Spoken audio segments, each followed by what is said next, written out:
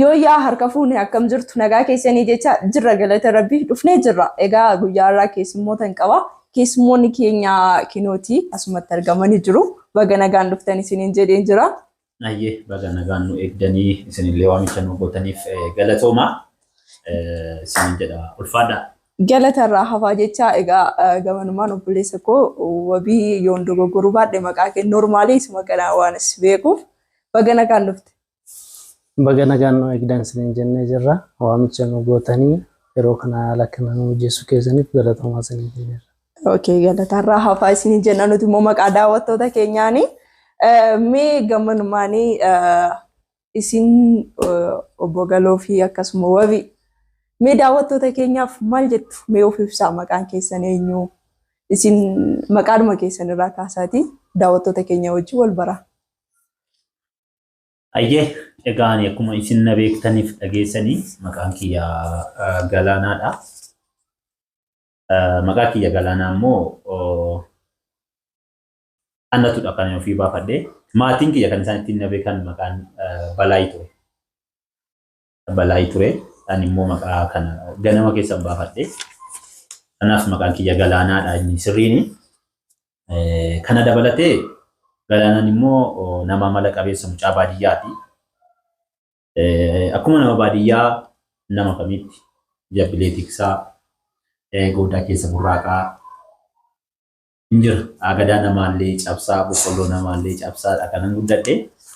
Egaa har'ammoo sadarkaa kanarra geenyerraa waaqayyoof haa galatu ani jireenya biyya kana fakkaata. Galaanaan nama akkasiiti isin jedha. Okay, wow, baay'ee namatti tola. Yoo garuu mudannoo daa'imummaa keessaas nu tuttuqxee jirta. Galatoomii isatti hin deebina. Isinis Ayyee maqaan kiyya inni sirrii wabiin turre. Maqaan kiyya inni sirriin Indaadee ture. Garuu wabii maqaa feesbuukii kiyyaa fi maqaa onlaayinii kiyyaati malee maqaan kiyya inni orijinaalii inni maatiin ittiin na beekan Indaadee ture. Garuu wabii kana immoo itti yaadeetuman moggaafadhe feesbuukiidhaan wabii jechuun maal akka jechuu ta'e wabii ofii yookaanis immoo imala gara fuulduraatiif wabii ofiif ta'uu isa jedhu yaadeetiin garuu maqaa kana isuma orijinaala godhachuuf ammallee yaalan jira kana. Wow, baay'ee namatti tola. Egaa maqaa kee wabiidhuma ofii ta'uuf immoo wabii sabaas wabii biyyaas hin jira miti ree? Ayi namni jalqaba irratti wabii erga ofiif ta'e booddee obbichaaf otoo hin taane nama hundumaaf akka ta'utti. Egaa daawwattoota keenya akkuma isin argitanii jirri kun maqaa lama lama qabu. Yeroo baay'ee namoota baay'eedha maqaa tokko kan hin qabaanne isinillee achuma keessatti ilaalaa isiniin jechuu jaalladha. Okay, wabii ati eessatti dhalattee guddatte? Ani bakka itti dhaladhee guddadhe mucaa baadiyyaati. Aanaa Midaaqqanyi ganda Jaarsoo Laanta'uu kan jedhamu keessatti dhaladhee guddadhe. Waaw, baay'ee namatti tola. Egaa Shawaa Lixaa keessatti kanatti dhalattee guddattee jechuudha. Mucaa Midaaqqanyi jechuudha. Atoo? Anillee akkanuma. Anis dhaladhee godinuma Shawaa Lixaati. Giddu gala. Magaalaa Baalammii lixa keessaa akkana daandii ruubaatti kan argamtu. Egaa daandiin guddaan keessa qaxxaamurullee kan hin jirre. Kutaa ulaa sanatti dhaladhee guddadhee uummata jaallatamaa, hawaasa kabajamaa, uummata jaalala beeku, uummata miidhaa fi naannoo ishee keessatti dhaladhee guddadheen illee jechuudha. Bakki dhaloota kiyyaallee jechuudha ganda sana. Ganda Laanta'uu Jaarsooti. Ani fi ijoollummaadhaan illee wal beekna. Dhiqoo waggoota muraasaaf darabaa galchee ture. Akkami isin yaani akkuma beekamu yoo garuu yeroo dheeraadhaaf hagan isin baree waluma faana jirtu dhugaa dubbachuudhaaf yoo ta'e garuu moo gaafa dugda duuba keessan deebi'ee immoo ilaalurree bakki dhaloota keessan illee tokko akka ta'e akkasumas immoo maatiin illee akka wal beekanii ollaallee akka ta'anii isa kanallee hubadheen jira. Yoo daa'imummaa irraa kaastanii haga kana waliin turuu keessatti maaltu isinitti dhaga'ama? Daa'imummaadhaan nama tokko waliin guddattee kaatee hin jira miti namni waliin jiraatee waliin guddatee ka'ee adeemsa keessaa ilaalcha garaagaraa qabaachuudhaan amala garaagaraa qabaachuudhaan namni kamiyyuu kan addaan ba'u namoota baay'ee wajjin hiriyoota baay'ee wajjin guddatteetta. Hiriyoonni wajjin guddannee danuu garuu immoo isaan kana keessaa kan walitti si hambisu yaada tokko yoo yaada walii galte kaayyoo walii yoo hubatte hamma walii yoo hubatte hiriyaan tokko waliin hamma kanallee deemuu hin danda'a.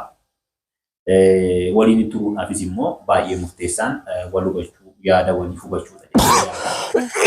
Isa kanarraa kana dhimma biraa wanti walitti nu bu'ee dhimmi biraa jira jedhee yaadu wal jaallachuu fi wal hubachuu keenyatu haga waliin deemnu nu godhe.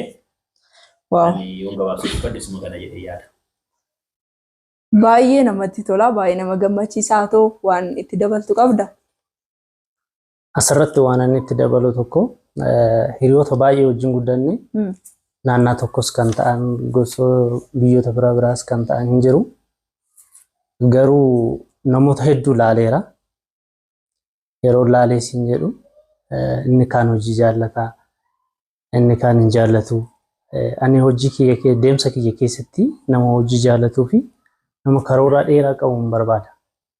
Garuu mucaa kana wajjin yeroo turreetti nama naannaa tokko waliin guddanne iyyuu haa ta'u malee baay'ee nama hojii jaallatuu fi baay'ee nama haala jireenyaatiif chaalenjii gochuu jaallatudha. Anillee nama akkasiin nan barbaada waan ta'eef erga walitti dhufne yaadni keenya tokko taana waliin imallee yeroo dheeraarree waliin turuu dandeenya. Baay'ee namatti tola. Egaa dhugaa dubbachuudhaaf yoo ta'e bara kana namni daa'imummaarraa kaasee wajjin guddachuu maatii wajjin keessumatti yaani hawaasa beekamaa naannoo tokkotti dhalattanii haga har'aattis immoo wal bira jirtu dadhabbii walii fi cimina walirree haga walirree hubattanii beektu jedhee yaada akka kootitti baay'ee namatti tola. Mee asumaan daawwattoonni keenya maal jettu kanarratti illee yaada qabaattanii yoo isinitti toleera ta'e nu barreessaa koomentii jalatti qabaddaa shiikan.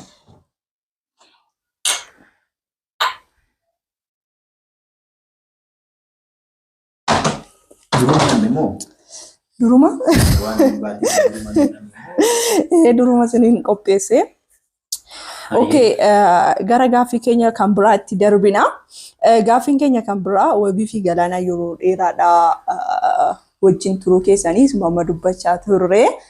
Otoo gara gaaffii sanatti hin dubbatiin waa'ee isaa keessa gallee jirra.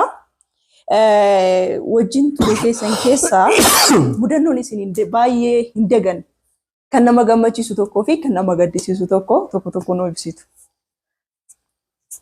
Mudannoo waliin dabarsinu. Mudannoo tokkotu jira. Asiin gaafa karaa Sudaanii deemne nuyi jalqaba gaafa asii baanu yoo asii walumaan qajeellee Gondor keessa dabarree magaalaa Sudaan Kaartuum gallee turtii guyyoota torbee lama waan akkasii turreera. Isa kana keessatti gidda nuti dabarsine ulfaataadha. Nyaanni illee nu miidheera, qilleensi illee nu miidheera yeroo sanatti. Isa kana keessa darbinee magaalaa sana gaafa gallee jennu turree illee mana kirayii qabannee jiraachaa turre. Isa kana otoo jireenya gaggeeffannu gaaf tokko daabboo bitachuudhaan. Otoo wajjin deemtanii? Ganama barii wayii hirribaa kaanee daabboo wayii bitachuudhaan isa wajjiniin afaan hin beeknu. Achii daabboo sana birrii 200 qabna nuti. 200 qabnaa 200 itti kenninee kan 100 duwwaa bitan. Achi namichi sun birrii sanaa kan 100 nuu kennee birrii 50 fayyaa nurraa fudhatee birrii 50 nu deebise. Okay, birrii 50 tirfii nurraa fudhate. Birrii 50 tirfii nurraa fudhatee nuyi afaan hin beeknu. Bakka waan jennee gaafatan nu qabnu waan ta'eef dhiisnee deemne bakka birrii sana akkasitti dhiisnee deemne inni kun mudannoo walii afaan wallaallee akkanatti birrii dhiisnee deemne birrii 50.